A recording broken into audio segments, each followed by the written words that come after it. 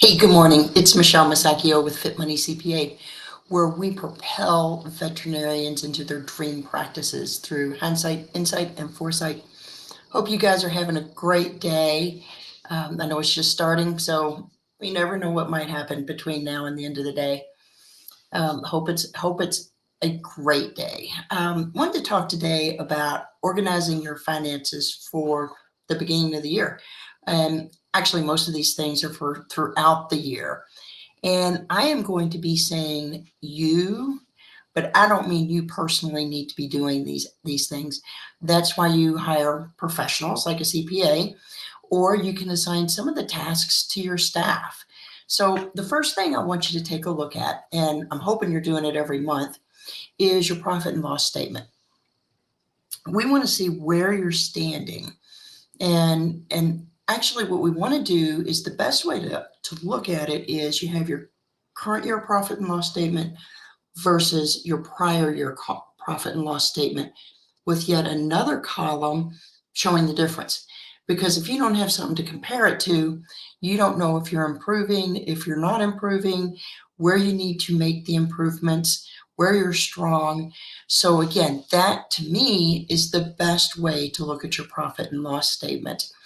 And there's also some industry statistics that we can compare to.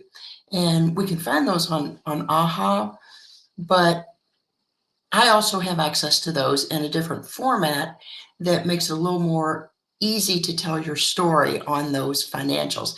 And again, as we consistently say, the financials are telling your story of your business, and that's what we want to learn.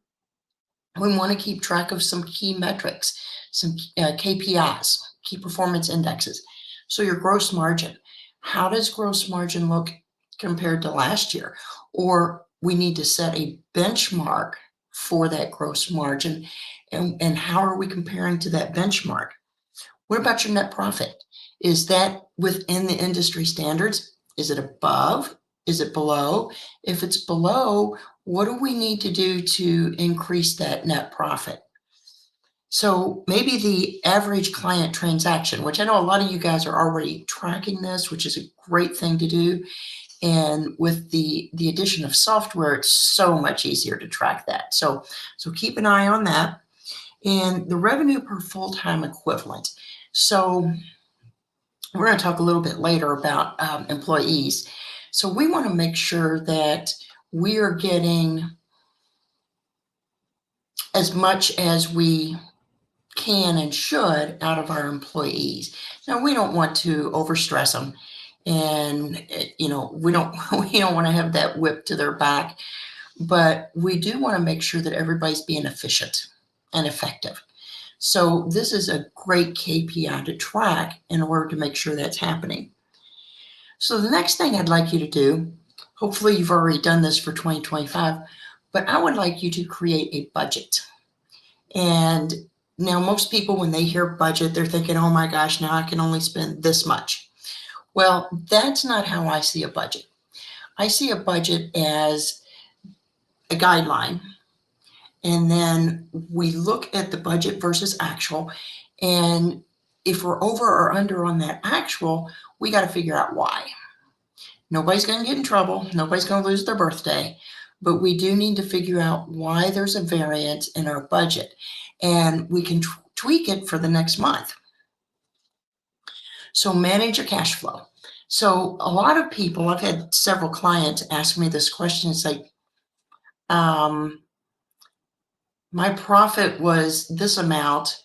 Why is my bank account not the same as my profit? So profit and cash flow are two different things.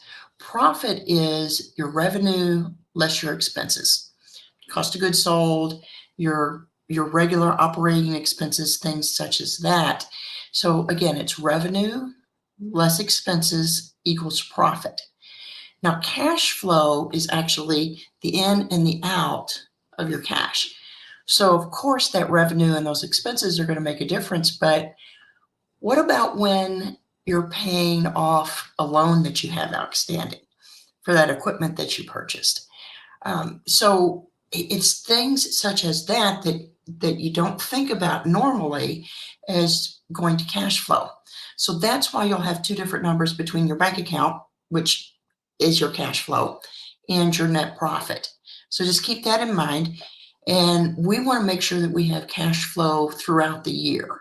So that might entail, no pun intended, to maybe offer some additional services. Maybe if you don't already, maybe offer dental. Maybe a wellness package that kind of flattens out that cash flow so that you're not constantly getting those ups and downs. We've got a lot of that in our industry, obviously, with taxes due at the first part of the year.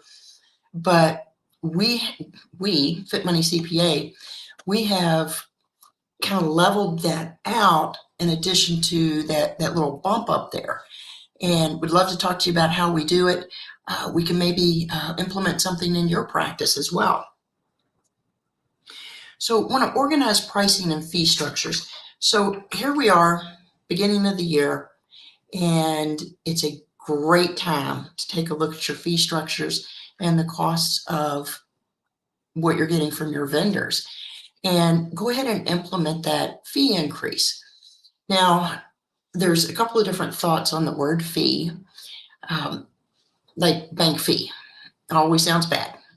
And your fee, the veterinarian fee. I like to use either your rate, your investment, especially with the veterinarian practice, because you are investing in your pet's health. And so, it might be just a mental switch that could help with, oh my gosh, my prices have increased. But it's like, no, actually, this is what we're suggesting for better health care for your pet. And as a pet owner, I'm all for that. You guys know that I take very good care of my kitties. Streamline your inventory management. Now, we've talked about this before, and some other things that we've talked about as well. Get a handle on that inventory. And again, I know there are some softwares out there that can definitely help. And once you have a handle on that, you can better control it. You know when to order something so that you don't have to leave it on your shelf for a long time. Again, it's just-in-time inventory that came about from the Japanese automakers, but anymore, just about any industry can do that. So again, I would encourage you to get a handle on your inventory so that you can do that just in time and not have so much cash held up in inventory. Control payroll and staffing costs. So this is kind of a thin line that we're going to be walking on here, but we obviously want to, again, make sure our employees are being efficient and effective, and maybe take a look at, are there a lot of overtime hours?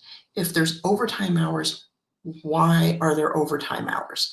And, again, it's a slippery slope here, because we want to make sure that our employees are well compensated for what they're doing.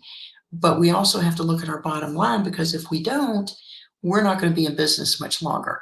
So again, just take a look at the efficiencies and the overtime. Maybe what it is they're guaranteed 40 hours and that's it. And if they're getting overtime, why? I've got one client that this is an attorney client, but he has his employees are constantly getting overtime.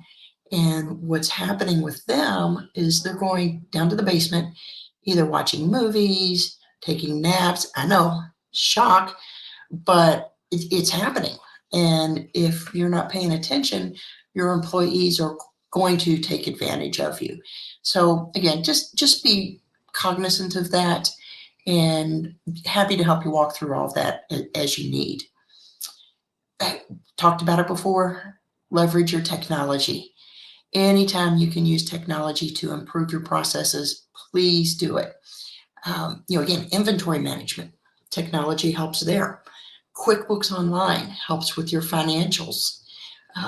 There's just a cadre of software out there that can help you on the business side, and obviously the veterinarian side, you guys already have that one covered. We're looking at from the business side. So, think about it. Happy to help you walk through that. Plan for taxes. So I do not expect you to follow the tax code and the new law changes that are coming about. I know you guys are hear some stuff out there. Happy to answer any questions that you all hear. I'm one person. I obviously can't possibly hear everything that's going on. So if I don't know the answer, I will research it for you and I will give you a solid answer so that everybody understands it. But it's the tax planning that is important because, again, everybody should pay their fair share of taxes, but not any more than that. And we want to minimize those taxes as much as we possibly can. Develop a growth strategy. Do you know where you're going? Do you know what your destination is? Is your destination to retire at 55 and sell the practice? Is your destination to maybe work till you're 75 because you enjoy thoroughly what you do? And that is fantastic. My mom did that. What is that? What is that destination? Do you want to bring on more docs? Do you want to bring on more support staff? You got to start with the end in mind before you can effectively create your game plan. So just think about that. It's a hard question because most business owners don't sit there and think, where do I want this to go? It's like, I'm just going to open a practice and we're just going to go with it, see what happens. Again, I'm guilty. CPAs do the same thing. It's like, we're going to take care of our clients and we're going to take the best care of them, better than the guys down the street. And you always forget what's our destination. And it's not a good thing or a bad thing. It's just we need to figure it out. Protect your practice. Do you guys have an emergency plan in place? I'm not quite sure where you're listening from today, but I'm in Louisville, Kentucky, as you guys know, and we had a pretty major snowstorm last week. We got like about 10 inches. So fortunately from my business, we can work from home, which we did. But from your business, you really can't do that. You have to have the hands-ons with the pets. So what's the emergency plan? Have you thought about maybe telemedicine, telehealth? That might be a great strategy for some catastrophe. And heart is going out to the folks out in Los Angeles. Obviously, they're not thinking right now about an emergency plan. They're thinking about survival. And again, my heart is going out to them. However, something like a snowstorm where everybody's safe, we had no accidents, we had no power outages, everybody was safe. You can actually think about, hey, is there something that we can do from home for our customers or clients? So again, let's just put something in place. Monitor and adjust regularly. I don't want to come to the end of the year and you asking me, holy smokes, I'm going to have this huge tax bill. What can I do? And I'm like, we can't do anything. We're at the end of the year. Absolutely nothing. So we want to monitor it on a regular basis. And I would like to see you guys set up a review date once a week, just to kind of go over your financials, go over your P&L, see what the week looked like, see if there's any tweaks or changes you need to make. Maybe you ran out of some medicine. Okay, well, if you did, why? And if there's a valid reason, let's just order some more and have it on hand. Maybe one of your kitties has, who knows, I don't know, a kidney disease, and you're trying this medication on them. Let's make sure we have it in stock for them so that we can see how well it's helping. So again, it's the little tweaks that we want to make. We don't necessarily always want to make huge changes because that's so disruptive.